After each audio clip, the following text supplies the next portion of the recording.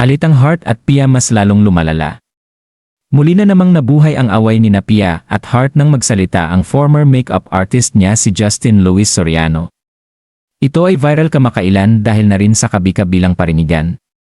Nagsimula raw ito nang magsimulang magtrabaho si Pia kasama ang dating glam team ni Hart, kabilang ang makeup artist na si Justin Luis Soriano at hairstylist na si Jack Aguilar.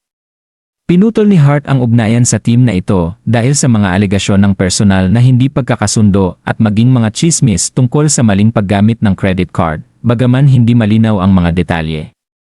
Lalong lumala ang tensyon sa pagitan nila ng parehong dumalo sa mga high-profile fashion events tulad ng Hermes at Milan Fashion Week, kung saan iniwasan nila ang isa't isa kahit magkalapit lang ang mga upuan.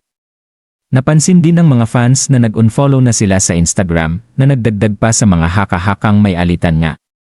May mga nagsasabing ang mga pahayag ni Hart tungkol sa isang tao na ginagamit ang kanyang mga koneksyon para sa pansariling kapakinabangan sa Europe ay maaaring patama kay Pia, kahit na hindi niya ito pinangalanan.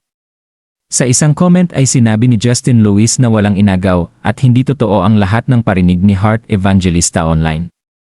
Ayon dito si Pia ay isang Miss Universe former title holder at hindi ito basta-basta na lamang mamayagpag sa fashion scene kung hindi nagugustuhan ng mga advertisers. Natatawa ang former makeup artist dahil mahigit isang taon na ang nakalipas ngunit hindi pa rin tumutigil si Hart Evangelista sa mga pasaring at parinig nito sa social media.